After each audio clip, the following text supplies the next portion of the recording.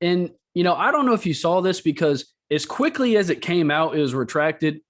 But there was a report that the Panthers were shopping Sam Darnold today. And the team really seemed like they wanted to get that out of the news feed as quick as they could. And said it wasn't true. And, I could understand if they didn't want to shake Sam Darnold's confidence or whatever they want to tell people, but that's not the truth. We all know that if someone calls with a decent offer for Sam Darnold, you're going to take it. The only reason you haven't done it is because nobody wants him and nobody wants to take his contract. So don't sit here and act like we're that stupid to think you wouldn't trade Sam Darnold away tomorrow. So silly. The only reason they need a quarterback competition right now is because if they have a quarterback competition, that means Sam Darnold is worth something. If they announce that Baker Mayfield is the starter, there is absolutely no leverage to get rid of Sam Darnold.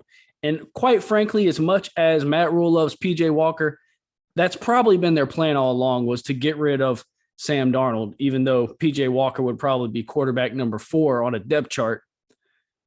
I don't see them keeping Sam Darnold on this team right now. I agree.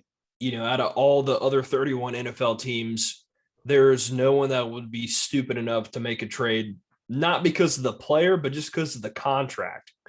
It's an embarrassing contract. No one's going to take on that contract. This is essentially what I'm saying. So you might as well just wait for him to get cut, because I feel like that's what likely will happen. I doubt they're going to find a trade partner. If they do, they're going to eat majority of that money anyway.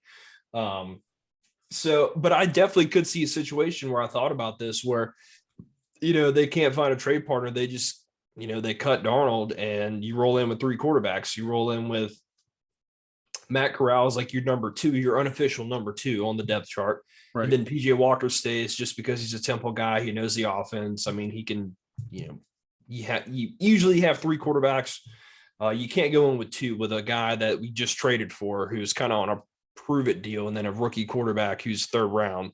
So, I could see 3 quarterbacks running, but we all know that Sam Darnold's not going to be the starter. Baker's going to be the starter. That's why they made the trade.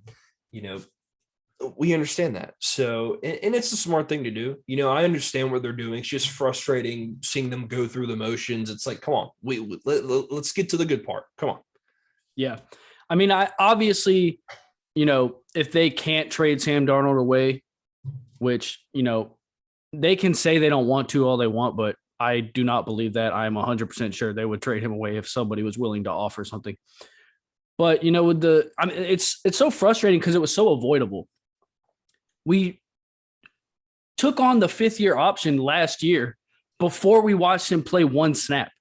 So if you just waited to do that this offseason, you wouldn't even have him on your roster right now. You would have just traded for Baker Mayfield. You'd have Baker Mayfield and the rookie that you really like, and they'd be, your top 2 quarterbacks going into the season. But now you just have this awkward, weird dynamic with these quarterbacks, and it's like, they all know someone's not going to be there week 1. At least one of them is not going to be there week 1. Maybe 2 of them won't be there week 1. So they're all just kind of looking at each other.